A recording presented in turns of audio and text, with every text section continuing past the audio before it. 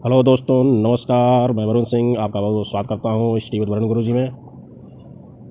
आज हम पढ़ेंगे टीजीटी पीजीटी के महत्वपूर्ण टॉपिक वायरसेस के अंदर एक महत्वपूर्ण टॉपिक है बैक्टीरियोफाजेस। तो आज हम अध्ययन करेंगे बैक्टीरियोफाजेस। क्या होता है bacteriophages? Bacteriophage the virus that attack bacteria. Virus जो बैक्टीरिया पर अटैक करते हैं, उनको मारते हैं, उनके जीवन अस्तित्व को समाप्त करते हैं, उन्हें हम क्या कहते हैं? बैक्टीरियोफाजेस। क्या कहते हैं? Bacteriophages. Next, study it was first studied by E Twort 1915, then extensively studied by D हॉरेली।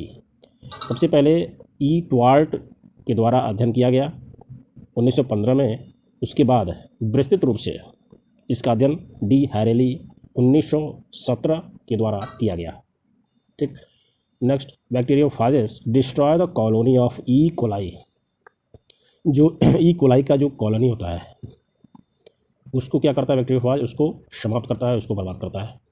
बैक्टीरियोफाजेस also known as फाजेस, इसको फाजेस भी कहते हैं या कोलीफाजेस। चूँकि यह ई कोलाई की कॉलोनी को नष्ट करता है, इसलिए इनका नाम क्या पड़ गया? कोलीफाजेस। कोली को बर्बाद करने वाला या खाने वाला।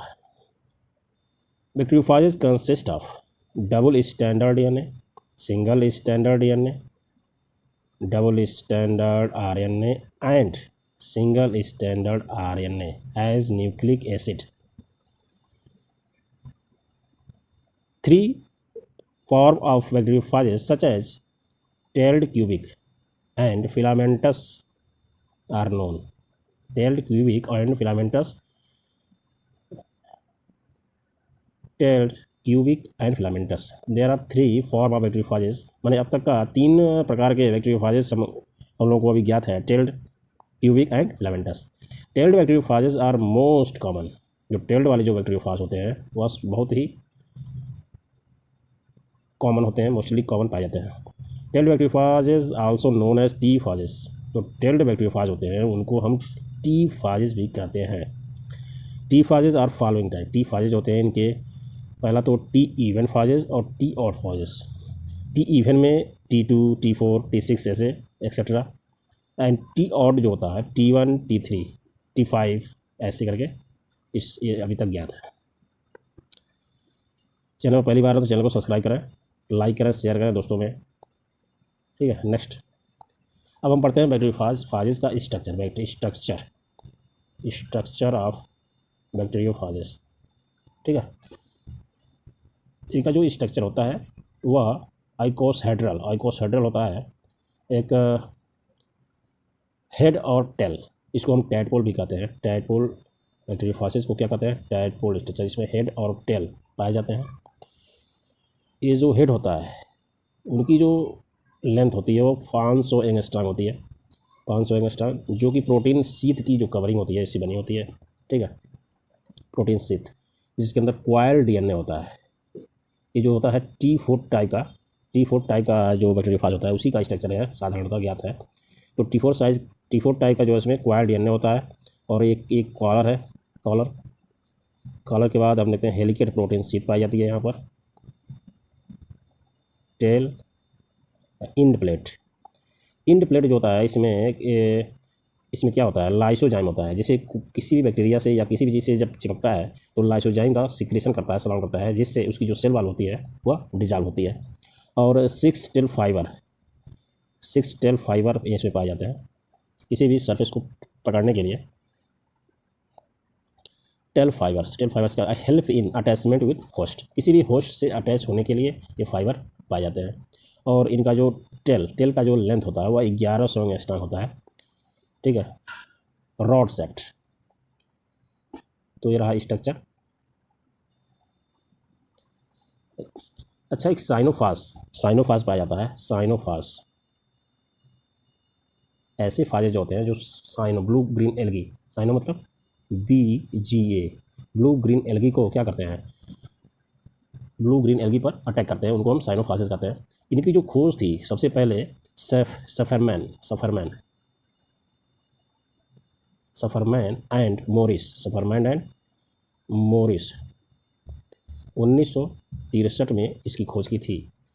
और सबसे पहला जो साइनोफाज था उसका क्या नाम था? LPP1, LPP1 फर्स्ट साइनोफाज जिसके जो सैफरमैन एंड मॉरिस के द्वारा जो खोजा गया 1963 में वो क्या था? LPP1। ये जो था किस पर अटैक किया? किस पर अटैक करता था? मुख्यतः लिंजिवा एंड फोरिमीडियम एंड प्लेक्टोनिमा, ये जो 3 प्रकार के ब्लू ग्रीन एल्गी थे उस पर यह LPP1 अटैक करता था, साइनोफास। ठीक है, अब हम देखेंगे वायरल प्लांट डिजीज, मुख्यतः जो TGT PGT में पूछे जाते हैं मुख्यतः। बाकी और भी प्लांट डिजीज हैं जो वायरस से काज होते हैं। ठीक है, तो मुख्यतः हम देखेंगे, पहला है mosaic of tobacco. Next yellow vein mosaic of bhindi, yellow mosaic of legumes, leaf curl of papaya, पपीते का जो लीफ का जो कर्ल हो जाता है, पूरी तरह कर्ली नेचर हो जाता है, वह वायरस के कारण होता है। लीफ रोल ऑफ पोटैटो का जो लीफ होता है वह रोल कर जाता है वायरस के कारण। बंकी टॉप ऑफ बनाना का जो टॉप रीजन है क्या करता है? बिल्कुल मुड़ जाता है। नेक्स्ट जो ह्यूमन बीइंग में जो वायरस के कारण जो डिजीज होता है वो है एड्स, एमिनो, mumps, small pox, influenza, polio. ठीक है, माइकोप्लाज्मा क्या है?